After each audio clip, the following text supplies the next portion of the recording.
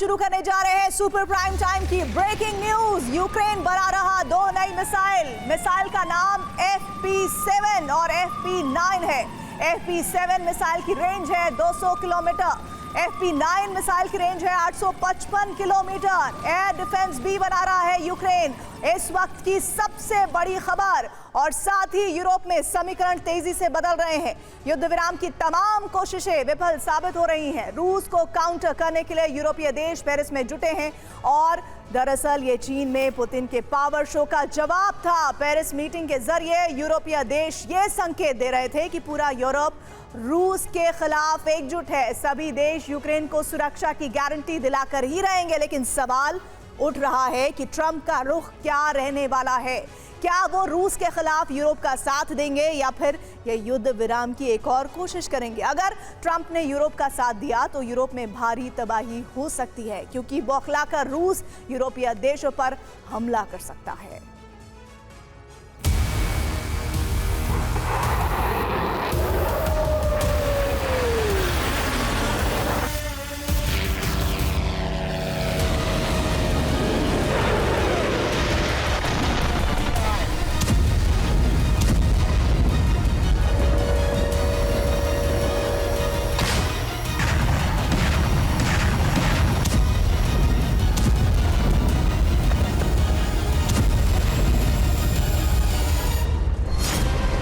Putin का आक्रोश है जो लगातार बढ़ रहा है।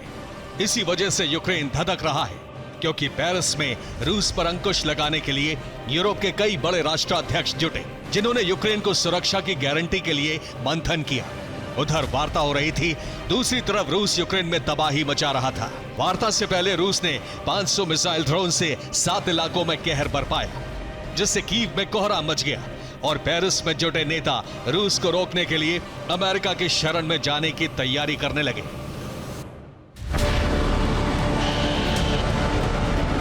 इन हमलों ने युद्ध विराम की संभावना पर पूरी तरह विराम लगा दिया है।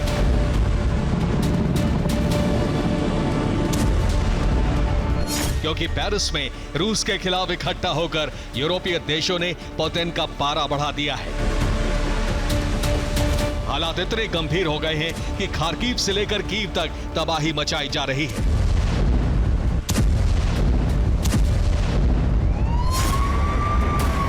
इतना बारूद झोंका जा रहा है, अब या तो ज़ेलेंस्की सरेंडर करेंगे या फिर देश छोड़कर भागेंगे। एससीओ समिट में शामिल होने के बाद पुतिन ने रूस लौटते ही क्रेमलिन के इमरजेंसी मीटिंग की और यूक्रेन पर सितंबर के सबसे बड़े हमले का ऑर्डर दे दिया।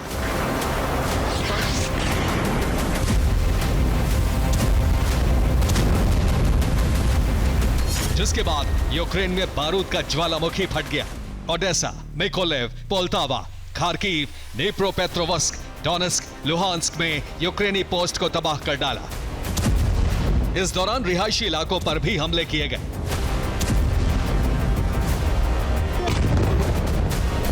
इसके अलावा बाल्टिक और काला सागर में डिप्लॉयमेंट बढ़ा दिया।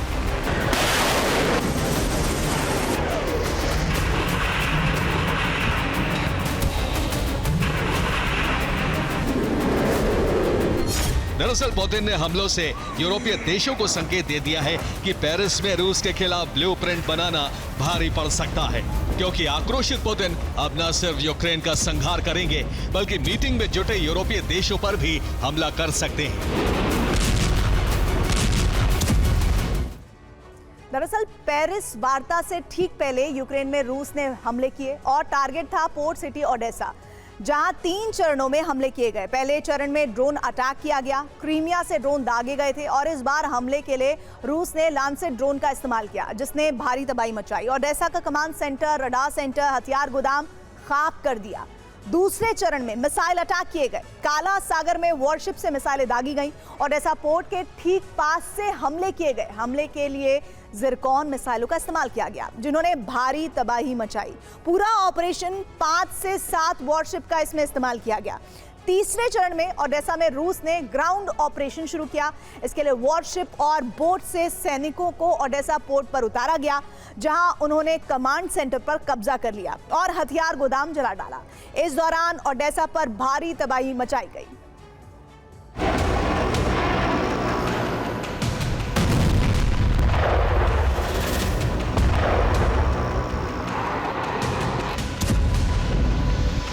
यूरोपीय देशों की पेरिस मीटिंग पर रूस ने विध्वंसक प्रतिक्रिया देकर अपने मंसूबे जता दिए हैं। अगर कोई भी फैसला रूस के मिशन कीव के रास्ते में आया तो पूरे यूरोप में तबाही तय है।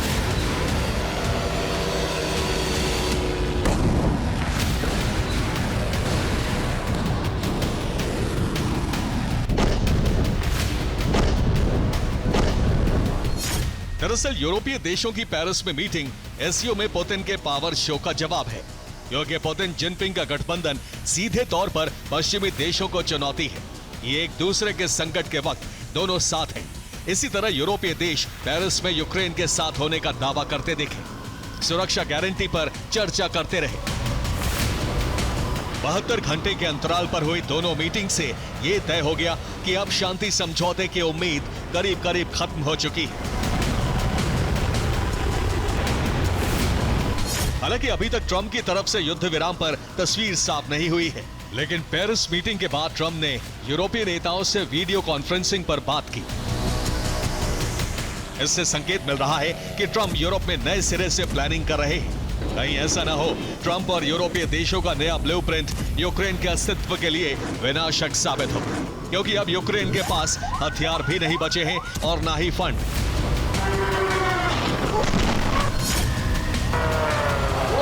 जबकि ज़ेलेंस्की लगातार रूस को ललकार रहे हैं। अब अगर नेटो ने कदम पीछे खींचे तो यूक्रेन बहुत बड़े संकट में घिर सकता है।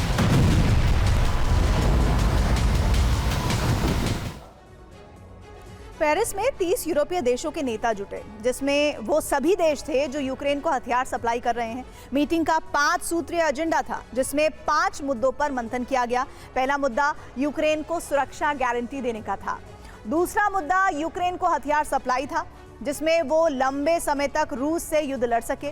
तीसरा मुद्दा यूक्रेन में शांति सेना भेजना था और इसको लेकर फैसला लिया जाना बाकी है। इस पर कई यूरोपीय देश सहमत नहीं है। जबकि चौथा मुद्दा रूस पर नए प्रतिबंध लगाने को लेकर था। करीब करीब सभी देश इस पर सहमत हैं। इसके अलावा 5वां मुद्दा था कि अब यूरोप में अमेरिका की भूमिका क्या रहेगी। इसे लेकर यूरोपीय देशों ने वार्ता की और उसके बाद ट्रंप से भी बात हुई।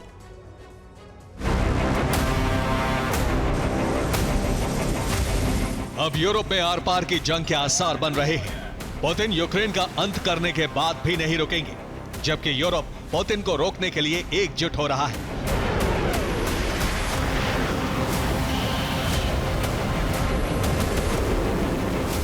यूरोप में न्यूक्लियर अम्ब्रेला बनाने की तैयारी है।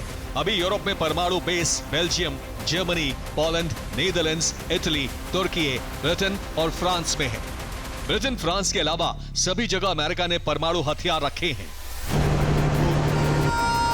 रूस के खतरे को देखते हुए नेटो न्यूक्लियर बेस बाल्टिक और नॉर्डिक देशों में भी बनाने जा रहा है, जिसके लिए अमेरिका से मदद ली जाएगी। यानी बिना अमेरिका यूरोप बड़े संकट में घिर सकता है।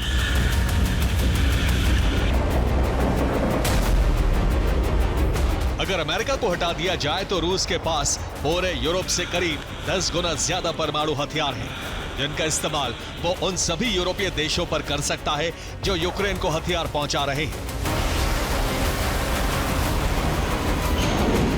वैसे भी पुतिन यूरोप में टैक्टिकल परमाणु हथियारों के इस्तेमाल की धमकी दे चुके हैं। पेरिस में बने ब्लूप्रिंट के बाद पुतिन के पलटवार की बारी है, जिसका ट्रेलर वो यूक्रेन पर 500 मिसाइल हमले करके दिखा चुके हैं। Bureau report, TV9 Bharatvarsh. बड़ी खबर इस वक्त आ रही है। डोनेस्क में यूक्रेन का पलटवार हुआ है। रूसी सेना के वाहनों पर हमला किया गया है। ड्रोन से रूसी सेना के 7 वाहन नष्ट हुए हैं।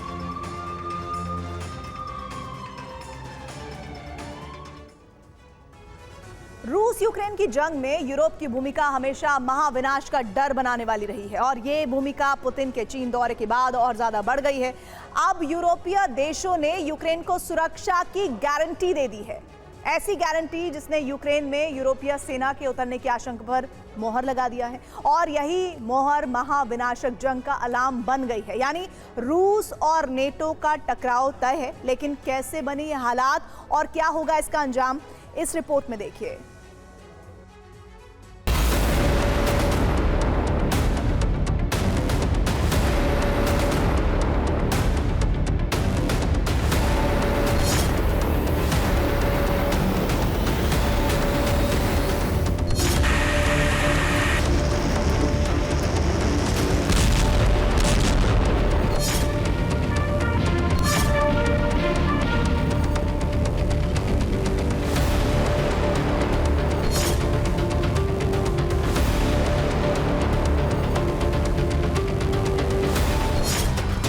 युद्ध विराम की संभावना खत्म होते ही पहले से तैयार यूरोप ने यूक्रेन को रूस के खिलाफ रणभूमि बनाने की तैयारी शुरू कर दी है। इस तैयारी के तहत यूरोप ने यूक्रेन में सेना उतारने से लेकर मोर्चा संभालने तक की प्लानिंग कर ली है। बस इस प्लान पर सार्वजनिक सहमति की मोहर लगना बाकी है।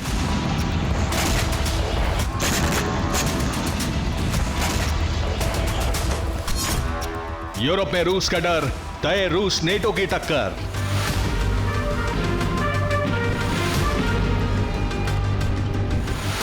यूक्रेन को नेटो की सदस्यता दिलाने के लिए उतावले फ्रांस के राष्ट्रपति इमैनुअल मैक्रों ने एक ऐसी बैठक की मेजबानी की है जो रूस यूक्रेन युद्ध को सबसे भयानक रूप देने वाला है।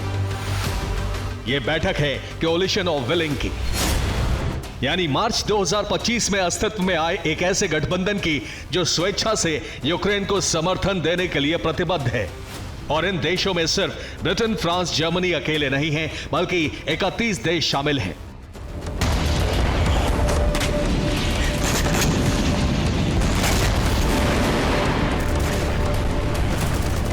हालांकि इस गठबंधन का मकसद यूक्रेन में शांति स्थापित करना है, लेकिन यही मकसद उन्हें जंग का हिस्सा बनाने जा रहा है।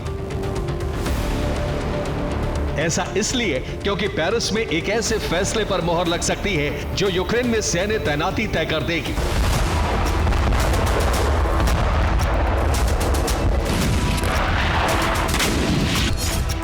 और इस फैसले की बुनियाद है यूक्रेन को सुरक्षा की गारंटी।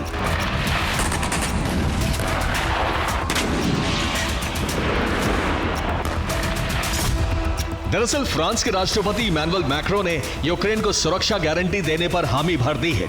इसके अलावा यूक्रेन को राजनीतिक समर्थन भी देने के लिए तैयार हैं।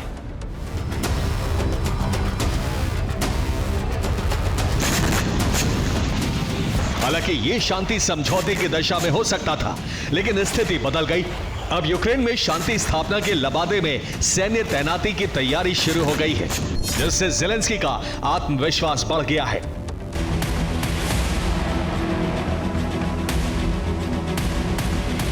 इस बयान का सीधा मतलब है कि यूक्रेन में यूरोपीय सैनिकों की तैनाती पर ज़ेलेंस्की तैयार है।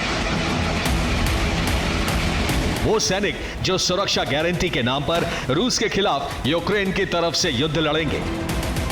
लेकिन सवाल यह है कि यूरोप का वो डर क्या है जिसने यूक्रेन में सैन्य तैनाती के लिए मजबूर किया है? जवाब आगे देखिए।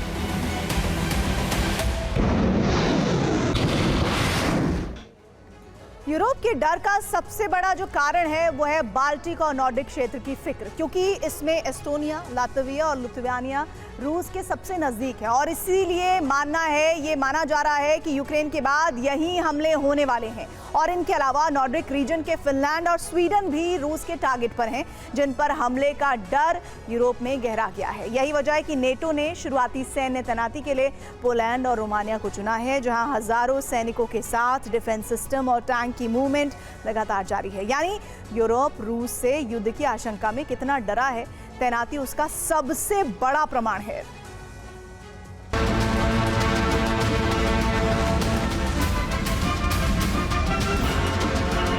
यूरोप का डर सिर्फ रूस की आक्रामकता से नहीं बढ़ा है, बल्कि आकार ले चुके नए गठबंधन से भी बढ़ा है, जिसका प्रमाण है स्वीडन के रक्षा मंत्री पॉल जॉनसन का बयान। उनके मुताबिक चीन ने नए हथियारों का प्रदर्शन किया है। चीन ने विक्ट्री डे परेड पर शक्ति प्रदर्शन भी किया है। इसलिए नेटो के लिए रूस सबसे बड़ा खतरा बन गया है। जॉनसन का सीधा इशारा है कि चीन की विक्ट्री डे परेड कोई वार्षिक आयोजन नहीं है, बल्कि रूस के पक्ष में खड़े एक ऐसे गठबंधन का प्रदर्शन है जो युद्ध को विस्तार दे सकता है। यही वजह है कि अब यूक्रेन को रण क्षेत्र बनाने की तैयारी शुरू हो गई है।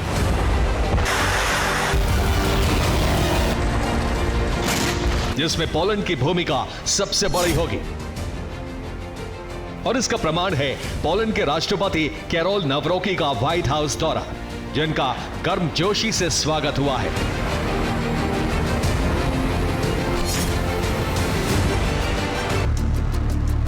अमेरिका में नवरोकी के बयान के पीछे है रूस के हमले का डर और ट्रंप से मिला सुरक्षा का आश्वासन। ट्रंप के मुताबिक पोलैंड की सुरक्षा में अमेरिका मदद करेगा। पोलैंड से सैनिक हटाने के बारे में नहीं सोचा गया। अमेरिका पूरी तरह पोलैंड के साथ खड़ा है। यानी ट्रंप ने साफ कर दिया है कि रूस और यूरोप के युद्ध में अमेरिका की मदद मिलेगी,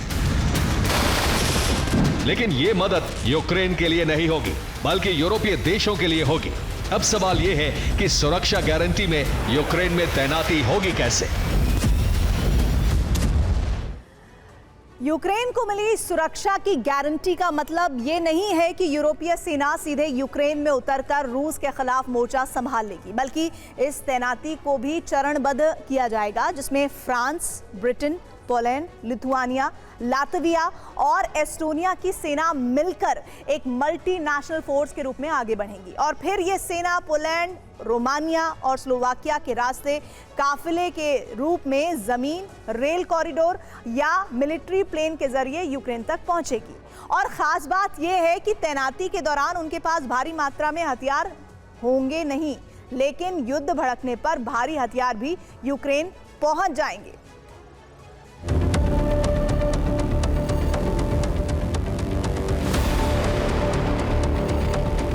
यूक्रेन की सुरक्षा गारंटी में सबसे अहम भूमिका उन देशों की होगी जिनकी सीमा यूक्रेन या रूस से जुड़ती है। और इस सुरक्षा गारंटी में यूरोपीय सेना की एंट्री तय है। इसके संकेत यूक्रेन के लिए जारी हो रही मदद से मिलते हैं, जिसमें एस्टोनिया ने थेमिस ग्राउंड ड्रोन का रिकॉर्ड बैच भेजने की तैयारी कर ली है। स्वीडन ने यूक्रेन के लिए ग्रिपेन फाइटर प्लेन देने की अनुमति दे दी है, तो वहीं ब्रिटेन ने नाइटफॉल बैलिस्टिक मिसाइल यूक्रेन को सौंपने की तैयारी कर ली है।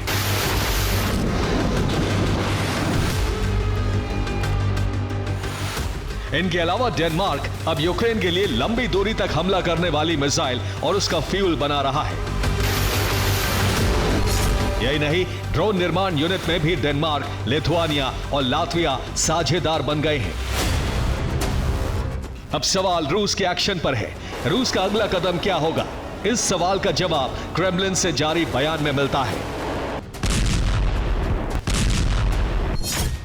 जिसमें कहा गया है कि यूक्रेन में यूरोपीय सैनिकों के बारे में चर्चा नहीं होगी। यूक्रेन में कोई भी विदेशी सैनिक रूस को स्वीकार्य नहीं है।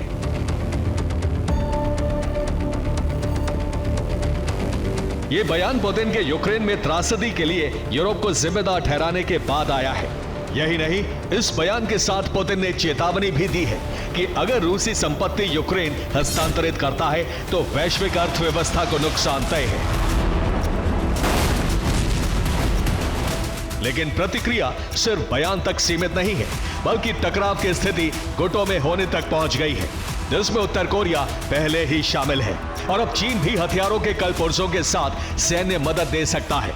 यानी युद्ध का भविष्य रूस बनाम नेटो का होगा। Bureau report, TV9 Bharatvarsh.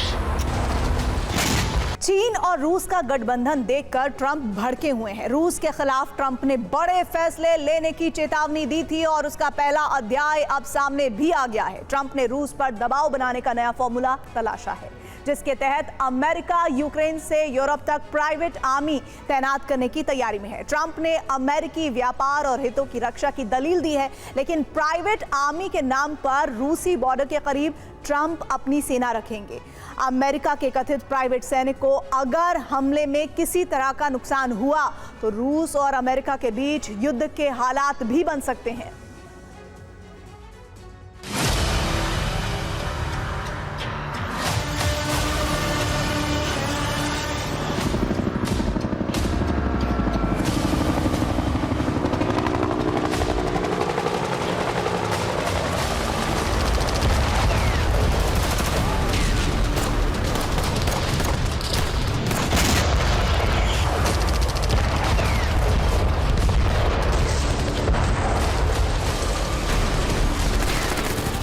उनकी वर्दी अमेरिकी आर्मी से अलग होगी, लेकिन हाथों में अमेरिकी हथियार होंगे।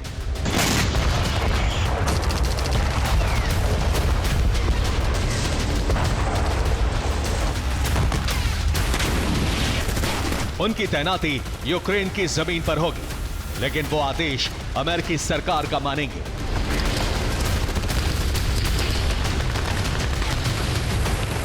वो यूक्रेन की रक्षा करेंगे और यूक्रेन को नुकसान पहुंचाने वालों पर प्रहार।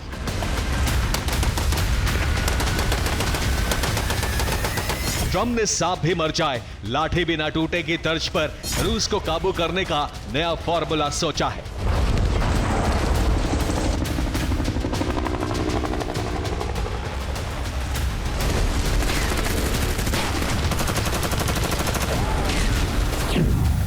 ट्रंप के प्लान के मुताबिक यूक्रेन में प्राइवेट आर्मी तैनात होगी। यही रूस पर दबाव बनाने का नया आइडिया है।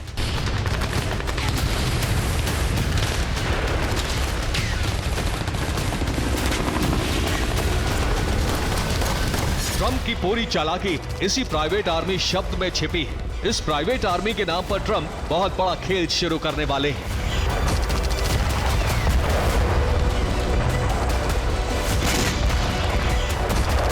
प्राइवेट आर्मी के नाम पर ट्रंप दुनिया को क्या संदेश देंगे, लेकिन उसकी सच्चाई क्या होगी ये समझिए।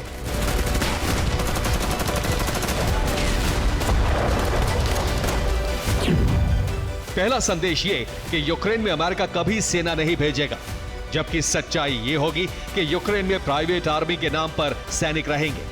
दूसरा संदेश ये कि प्राइवेट आर्मी अमेरिकी संपत्ति की सुरक्षा करेंगे, लेकिन सच्चाई ये कि रूस यूक्रेन पर बड़े हमले नहीं कर सकेगा। तीसरा संदेश ये कि प्राइवेट आर्मी अमेरिका के लिए काम करेगी, लेकिन सच्चाई ये रहेगी कि प्राइवेट आर्मी यूक्रेनी सीमा की सुरक्षा सुनिश्चित करेगी। संदेश ये रहेगा कि यूक्रेनी सीमा पर प्राइवेट आर्मी बेस बना रही है, लेकिन सच्चाई ये होगी कि ये बेस भविष्य में यूक्रेन की सुरक्षा ही करेंगे। ट्रंप इस प्लान को यूक्रेन तक ही सीमित नहीं रखना चाहते। ट्रंप ऐसी तैनाती यूरोप में भी करने वाले हैं। खासकर बाल्टिक देशों में भी अमेरिका प्राइवेट आर्मी भेजने की तैयारी में है। रूस खुलकर इसका विरोध ना करे, इसके लिए ट्रंप अलग तरह का तर्क दे रहे हैं।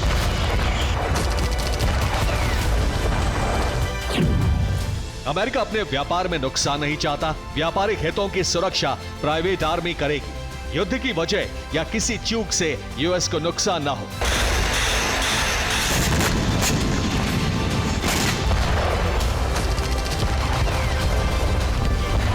लेकिन इस नाम पर क्या होने वाला है, इसका अंदाजा आपको अब हो गया होगा। रूस के आसपास बड़े पैमाने पर प्राइवेट आर्मी रहेगी।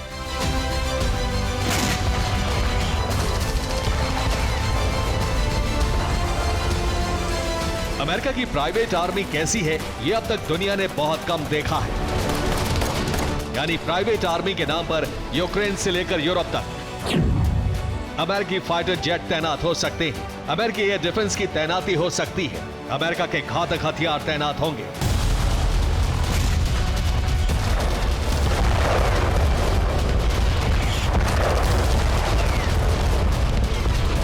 रूस की सेना फिलहाल यूक्रेन पर हमले कर रही है, लेकिन अगर अमेरिकी प्राइवेट आर्मी यूक्रेन आई तो रूसी सेना ताबड़तोड़ हमले नहीं कर सकेगी।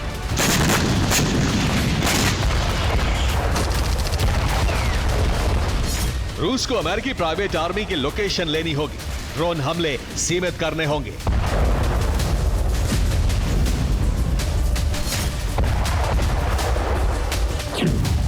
प्राइवेट आर्मी कीव में भी तैनात होगी। कीव पर रूस लगातार हमले कर रहा है।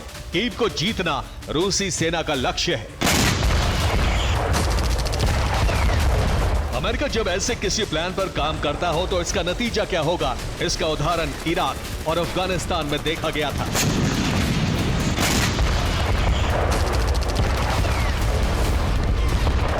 अमेरिका के ऐसे ऑपरेशन में सरकार को अमेरिका की तरफ से सुरक्षा मिलती है। यही यूक्रेन में भी होने वाला है। पुतिन के लिए यह अमेरिका का बड़ा मैसेज होगा। यह साफ हो जाएगा कि ज़ेलेंस्की सरकार को अमेरिका की सुरक्षा मिली है। यूक्रेन को बहुत बड़ा नुकसान पहुंचाना मुश्किल होगा। रूस को आक्रामकता पर नियंत्रण करना जरूरी हो जाएगा। ट्रंप प्राइवेट आर्मी के नाम पर रूस को एक चक्रव्यूह में फंसाने की कोशिश में है। अमेरिकी प्राइवेट आर्मी के आते ही रूस के लिए युद्ध को जारी रखना बहुत मुश्किल हो सकता है और यूरोप में तैनाती से रूस पर दबाव भी बढ़ेगा। ऐसे में माना तो ये जा रहा है कि रूस अमेरिका के बीच तनाव बढ़े और ये युद्ध की वजह बन जाए।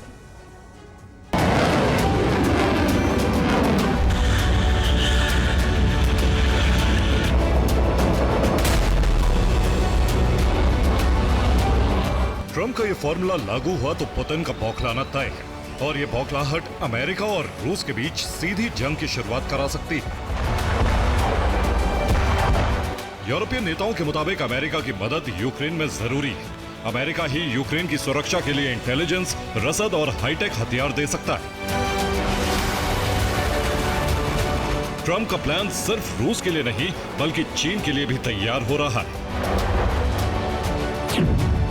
पेंटागन को ट्रंप ने तैयारी का आदेश दिया है। चीन पर रणनीति बनाने का काम शुरू होगा। चीन के हथियारों की समीक्षा की जाएगी।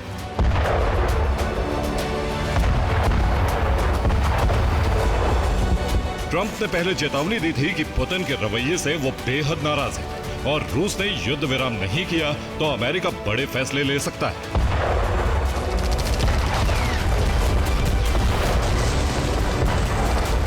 प्रतिबंधों से अलग अब प्राइवेट आर्मी की तैनाती दबाव बढ़ाने की रणनीति का हिस्सा हो सकती है।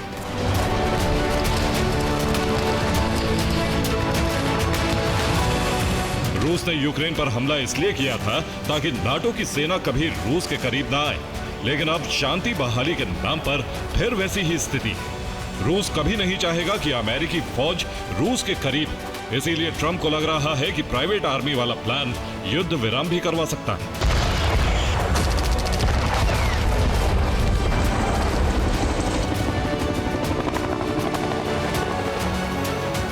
Bureau report, TV9 Bharatvarsh.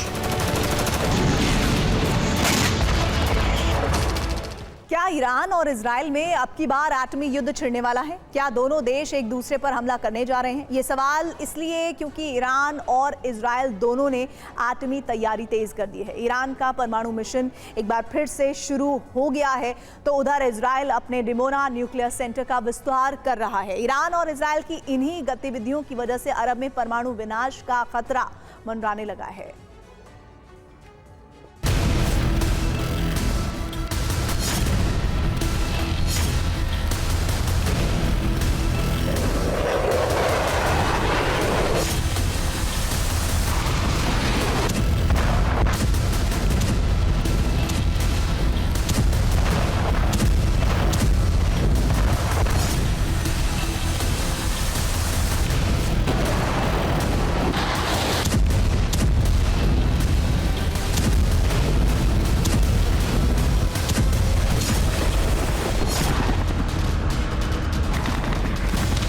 Iran Israel में दूसरे युद्ध की आशंका बढ़ गई है।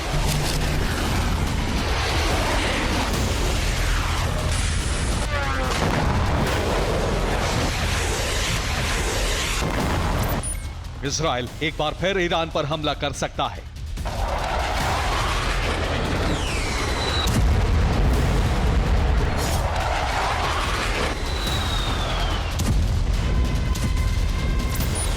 यह आक्रमण पिछले वाले से भी बड़ा और भीषण होगा।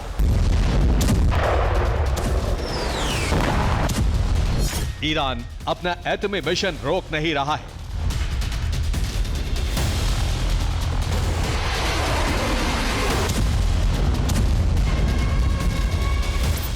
खमनेई की यही एटमी जिद एक और युद्ध का दरवाजा खोल सकती है।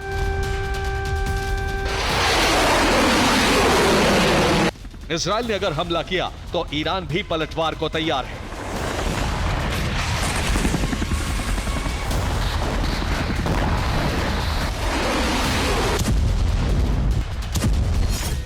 ईरानी एटमी कार्यक्रम अरब में एक और जंग का कारण बन सकता है।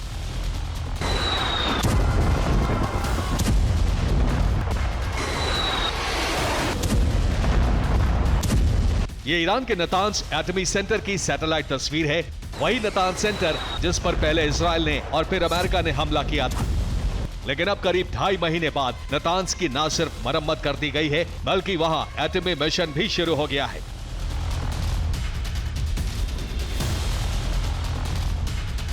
सैटेलाइट तस्वीरों में नातांज एटमी सेंटर पर गतिविधि साफ देखी जा सकती है।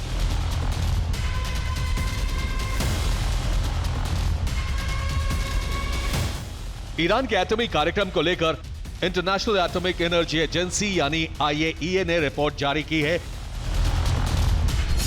रिपोर्ट के मुताबिक ईरान के पास करीब 9,875 किलो यूरेनियम है। ईरान 441 किलो यूरेनियम 60% के लेवल तक संवर्धित कर चुका है। IAEA का दावा है कि ईरान एटम बम बनाने के बेहद करीब पहुंच चुका है।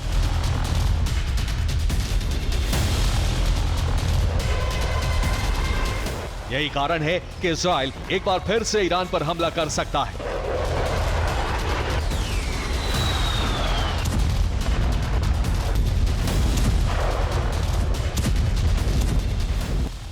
ईरान ने गतिविधि तेज की तो इजराइल ने भी अपने परमाणु ठिकाने को विस्तार देना शुरू कर दिया। इस बात की जानकारी भी सैटेलाइट तस्वीर से सामने आई है।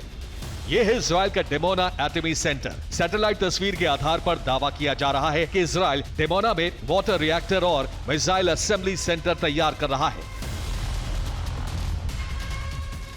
जाहिर है इजराइल और ईरान के एटमी मिशन की वजह से अरब में परमाणु विनाश का खतरा बहुत बढ़ गया है। नेतन्याहू एक तरफ ईरान के खिलाफ प्लान बना रहे हैं तो दूसरी तरफ ईरान प्रॉक्सी को खत्म करने के लिए अभियान चला रहे हैं। नेतन्याहू गाजा को खाली कराने का प्लान बना रहे हैं। इसके अलावा वेस्ट बैंक का इजराइल में विलय भी करना चाहते हैं। लेकिन यूएई समेत कई देश इजराइल के इस प्लान के खिलाफ हैं। उधर ट्रंप ने कहा है कि हमास सभी 20 बंधकों को तत्काल रिहा करे, वरना परिणाम बहुत भयावह होंगे।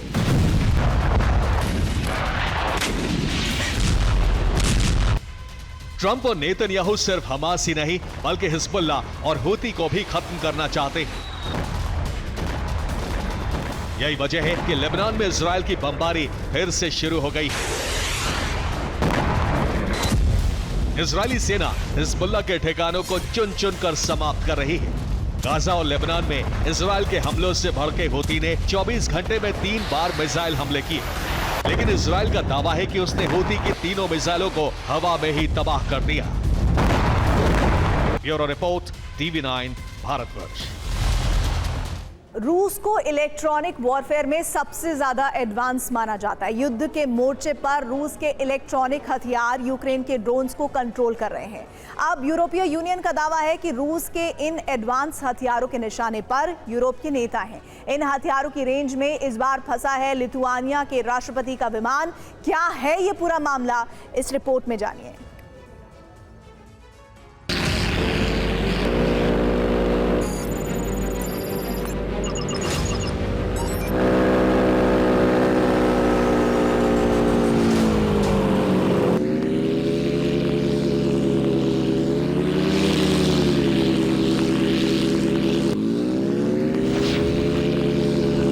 न गोली चलती है न धमाका होता है, बस ड्रोन इशारे के साथ ही सरेंडर कर देता है। यह रूस के इलेक्ट्रॉनिक वॉरफेयर का छोटा सा नमूना है। लेकिन रूस के पास बड़े और घातक इलेक्ट्रॉनिक हथियार हैं जो दुनिया के एविएशन सिस्टम को धराशायी कर सकते हैं। यूरोप का दावा है कि रूस ने इन हथियारों का इस्तेमाल यूरोप और नेटो देशों के नेताओं के खिलाफ शुरू कर दिया है। दावा है कि इस बार लिथुआनिया के राष्ट्रपति इस हमले का शिकार हुए हैं।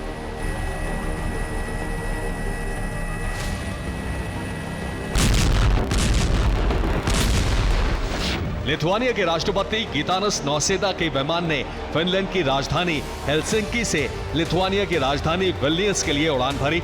एयर ट्रैफिक कंट्रोल से मिली जानकारी के मुताबिक लैंडिंग से 32 मिनट पहले तक सब कुछ ठीक था, लेकिन लैंडिंग से कुछ मिनट पहले एक ड्रोन विमान के रास्ते में आ गया। राष्ट्रपति गितानस नौसेदा के विमान की लैंडिंग 16 मिनट देर से हुई।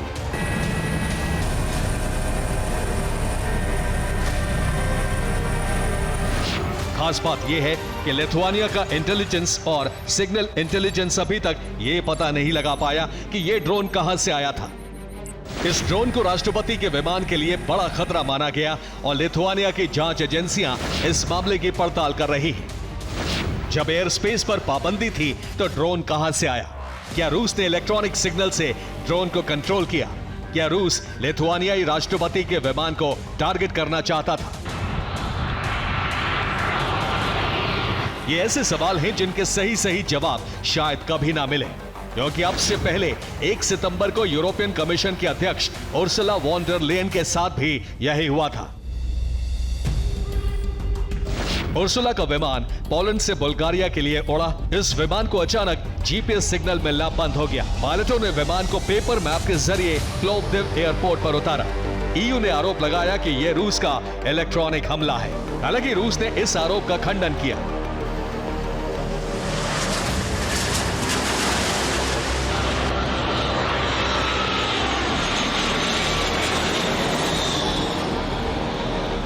इससे पहले 2023 में कैलेनिनग्राड के करीब यूनाइटेड किंगडम के रक्षा मंत्री के विमान के साथ भी ऐसा ही हुआ था। रूस पर बार बार हैक अटैक के आरोप लगते रहे, लेकिन अब इस संकट से निपटने के लिए यूरोप तैयारी कर रहा है। जीपीएस सिग्नल मजबूत करने के लिए ईयू नए सैटेलाइट लॉन्च करेगा। इन्हें लो अर्थ ऑर्बिट में रखा जाएगा। रूस के इलेक्ट्रॉनिक हथियारों से यूरोप में डर है। यूरोप को लगता है कि रूस किसी भी वीवीआईपी विमान को सैटेलाइट और जीपीएस सिग्नल जाम करके गिरा सकता है। Bureau report, TV9 Bharatvarsh. Trump से युद्ध विराम की वार्ता के बाद रूस अब सीज फायर के दौरान ज़ेलेंस्की पर हमले की प्लानिंग कर रहा है। ये बम बारूद से मुमकिन है नहीं।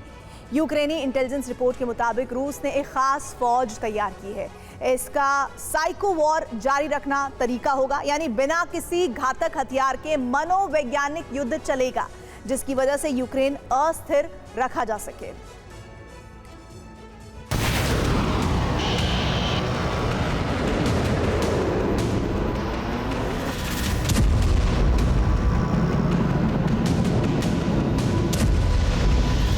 हो सकता है ये धमाके रुक जाएंगे, रूस का ये ताबड़तोड़ मिसाइल प्रहार थम जाए, लेकिन यूक्रेन जानता है कि इसके बाद भी यूक्रेन के लिए सुकून से रहना मुश्किल हो सकता है।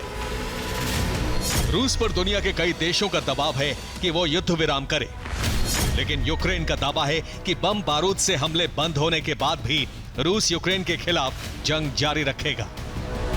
यूक्रेन का दावा है कि जंग के बाद साइलेंट युद्ध के लिए रूस ने तैयारी भी कर ली है। दावा है कि भले ही भविष्य में यूक्रेन धमाकों से नहीं दहलेगा, लेकिन यूक्रेन में अशांति बरकरार रह सकती है। यूक्रेन की रक्षा खुफिया यूनिट ने रिपोर्ट दी है कि रूस ने मनोवैज्ञानिक युद्ध की सेना बनाई है। यूक्रेन से साइको वॉर की तैयारी पूरी हो गई है। साइको वॉर का दायरा बहुत बड़ा होता है। इसमें दुश्मन पर गोली नहीं चलाई जाती है, बल्कि उसके दिलो दिमाग पर प्रहार किया जाता है। मनोवैज्ञानिक युद्ध में दुश्मन को परेशान करना, तरह तरह की मुश्किलों में डालने का मिशन चलाया जाता है। हथियार के तौर पर इस वॉर में अफवाहें फैलाना, फरेब की साजिश, गलत सूचना देना, झूठे प्रचार करना जैसे तरीकों का इस्तेमाल होता है। यूक्रेन का दावा है कि रूस की तरफ से कई तरह की अफवाह फैलाने की साजिश हो सकती है, ताकि यूक्रेन में अस्थिरता बनी रहे। इस वक्त एक बड़ी जानकारी आ रही है। यूक्रेन के सोनियांस्क में बमबारी की हमले में रूसी सेना का बेस नष्ट होने की भी खबर है। GBU-39 बम से यूक्रेन का यह प्रहार हुआ है।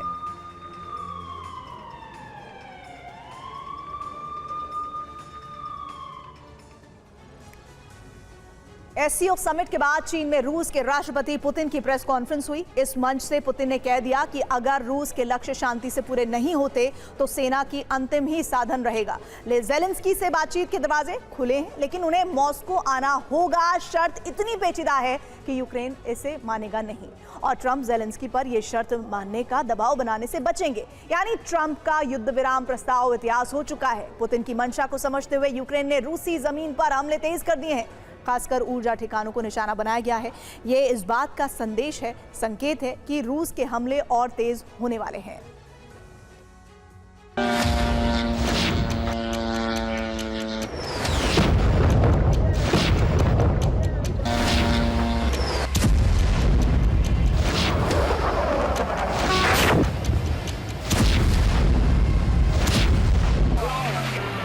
एससीओ समिट और बीजिंग के शक्ति प्रदर्शन मंच से पुतिन की ग्लोबल लीडर वाली छवि मजबूत हुई।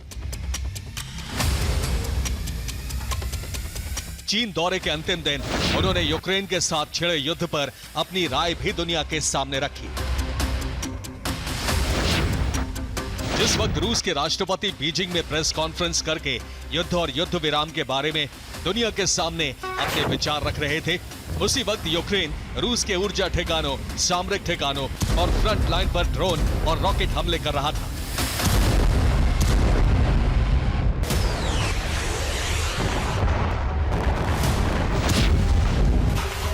खेरसोन जहां रूस का आंशिक कब्जा है और ऑफेंसिव ऑपरेशन जारी है, वहां यूक्रेनी सेना ने घातक हमले किए हैं।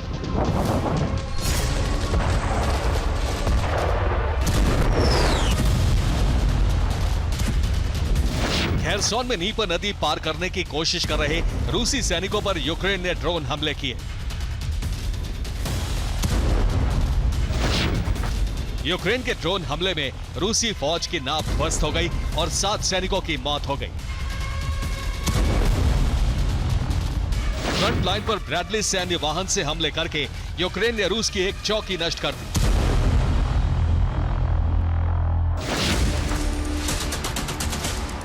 लुहांस्क में यूक्रेन ने ड्रोन हमले करके रूस के कई सैन्य वाहन तबाह कर दिए।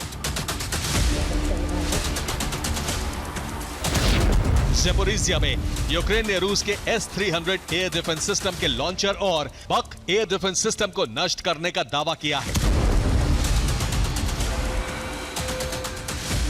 इसके साथ ही फ्रंट लाइन पर MiG-29 ने हैमर बमों की बरसात भी की। जिस वक्त फ्रंट लाइन पर यूक्रेनी फौज बारूद बरसा रही थी, उसी वक्त राष्ट्रपति पुतिन युद्ध विराम की बात कर रहे थे।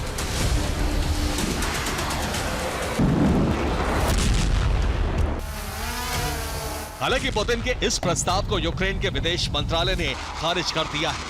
पुतिन ने यह भी कहा कि युद्ध के लिए जिम्मेदार यूरोप है।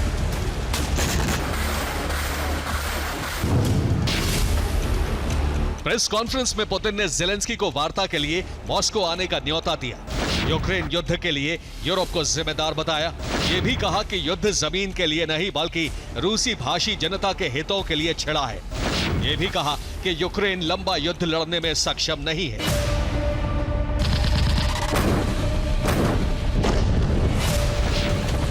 लेकिन पुतिन की प्रेस कॉन्फ्रेंस खत्म होने के बाद ज़ेलेंस्की ने अपना शक्ति प्रदर्शन शुरू कर दिया। यूक्रेनी सेना ने 3 सितंबर की रात रूस के कई अहम सामरिक ठिकानों और नागरिक संसाधनों पर हमले किए।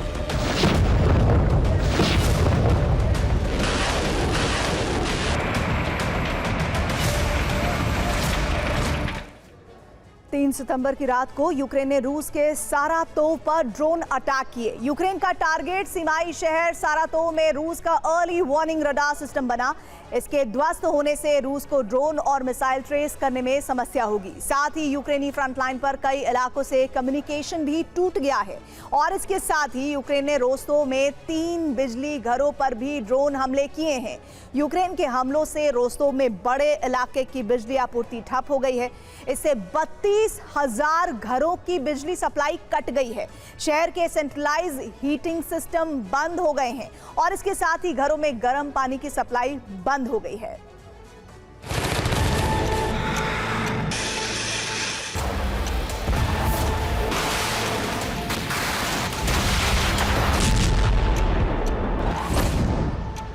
रोस्तोव के बिजली घरों और रडार स्टेशन के साथ साथ यूक्रेन ने रूसी रेलवे नेटवर्क पर भी ड्रोन हमले किए हैं।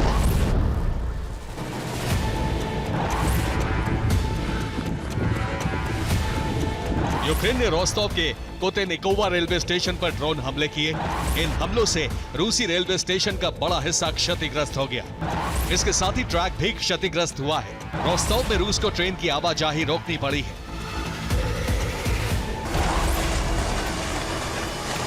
यूक्रेन ने फ्रंट लाइन से लेकर रूस के सीमाई शहरों तक बड़े हमले किए हैं। पुतिन के युद्ध विराम प्रस्ताव को खारिज करने के साथ ही यूक्रेन ने अपना रुख भी साफ कर दिया है।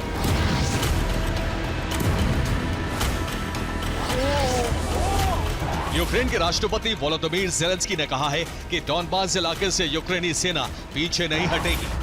डोनेस्क और लुहांस्क में रूसी सेना पर हमले होते रहेंगे। रूस के आगे झुककर यूक्रेन अपनी संप्रभुता से समझौता नहीं करेगा। यूक्रेन की जमीन पुतिन को उपहार में नहीं दी जा सकती।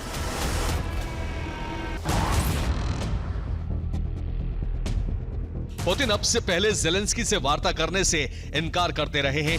उनका कहना है कि कानूनी तौर पर ज़ेलेंस्की यूक्रेन के राष्ट्रपति नहीं है। अब पहली बार सार्वजनिक तौर पर बात करने को तैयार हुए तो मॉस्को आने की शर्त रख दी।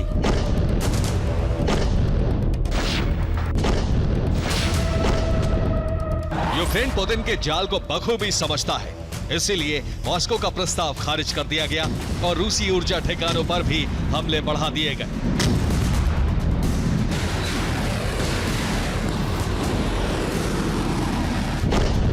तेल और गैस से होने वाली रूसी आमदनी 30 महीने के सबसे निचले स्तर पर है। प्रतिबंधों, यूक्रेन के हमलों से रूसी कॉरपोरेट अब तक के सबसे बड़े घाटे में है। अगस्त के महीने में यूक्रेन ने रूस के ऊर्जा ठिकानों पर कई बार बड़े हमले किए।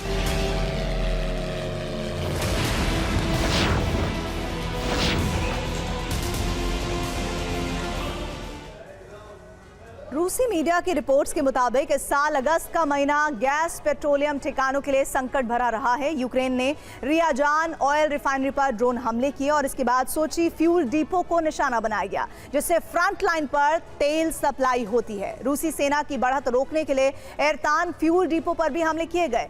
एक्सपोर्ट में बड़ी हिस्सेदारी रखने वाली सारातोव ऑयल रिफाइनरी पर 2 बार हमले किए गए। यूरोप के 9 देशों में कच्चा तेल भेजने वाले दुजबा ऑयल पंपिंग स्टेशन पर 2 बार अटैक किए गए।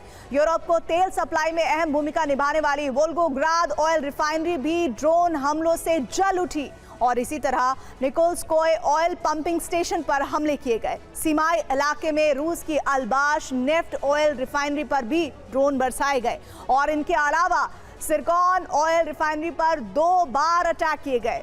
कोई भी शेव ऑयल रिफाइनरी भी ड्रोन हमलों से क्षतिग्रस्त हो गई। इसके अलावा क्रॉस नोदर ऑयल रिफाइनरी का प्रोडक्शन 22% तक घट गया।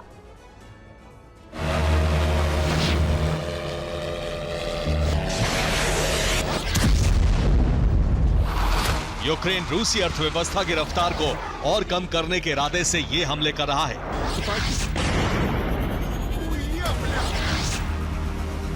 इस मकसद में वो कामयाब भी हो रहा है। रूस का तेल उत्पादन 32% तक घट चुका है।